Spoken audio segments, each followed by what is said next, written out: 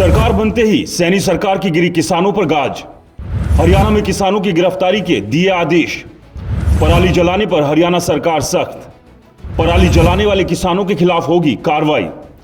किसानों पर एक्शन पर गरमाई राजनीति। किसान संगठन हुए सरकार के खिलाफ एकजुट।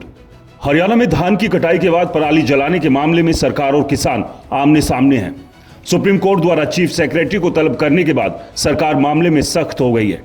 रविवार को वीडियो कॉन्फ्रेंसिंग में प्रदेश के सभी डीसी को आदेश दिए गए हैं किसानों पर कड़ी कार्रवाई हो और उनकी जल्द गिरफ्तारी की जाए।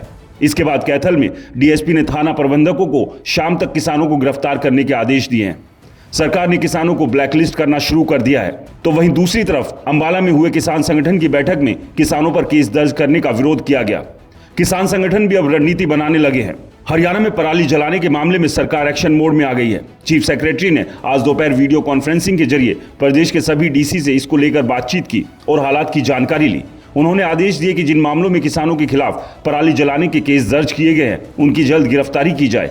आपको बता दें कि दिल्ली एनसीआर में सर्दी शुरू होते ही स्मोक का कहर ढहना शुरू हो जाता है और जिसको लेकर लगातार दिल्ली, हरियाणा और पंजाब सरकार एक दूसरे के ऊपर आरोप लगाती है। इस मामले में सुप्रीम कोर्ट भी लगातार सख्त रहा है। इससे पहले भी जब पराली को लेकर किसानों के खिलाफ कार्रवाई की बात की गई तब राजनीति भी गरमाई। दिल्ली सरकार पोल्यूशन के लिए किसानों की पराली और बाद में दिवाली को दोष देती है, तो वहीं हरियाणा सरकार इसका ठीकरा दिल्ली और पंजाब सरकार पर फोड़ती है। हालात यह है कि तीनों ही राज्यों की सरकार प्रदूषण को लेकर कोई ठोस कदम उठाने की जगह एक दूसरों पर आरोप लगाकर पल्ला झाड़ने में लगी रहती है।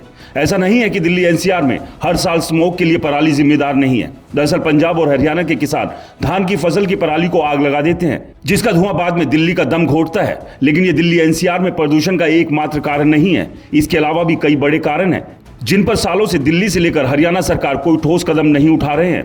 सड़क किनारे उड़ती धूल, कंस्ट्रक्शन साइट पर बदइंतजामी, गाड़ियों का धुआं, खुले में कूड़ा जलाना और विकास के नाम पर सड़क किनारे गड्ढे खोदकर मिट्टी को खुले में छोड़ देना भी इसके लिए बड़े जिम्मेदार है।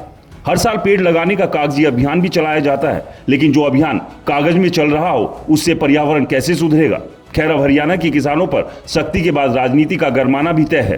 कांग्रेस ने सरकार के इस आदेश के बाद नायब सरकार को घेरना शुरू कर दिया है। आपको क्या लगता है, दिल्ली एनसीआर में प्रदूषण की वजह सिर्फ पराली है या इसके पीछे कुछ और भी कारण हैं? हमें कमेंट्स कर जरूर बताएं। रिपोर्टर जी चैनल को सब्सक्राइब नहीं किया है तो चैनल को सब्सक्राइब करना ना भूलें।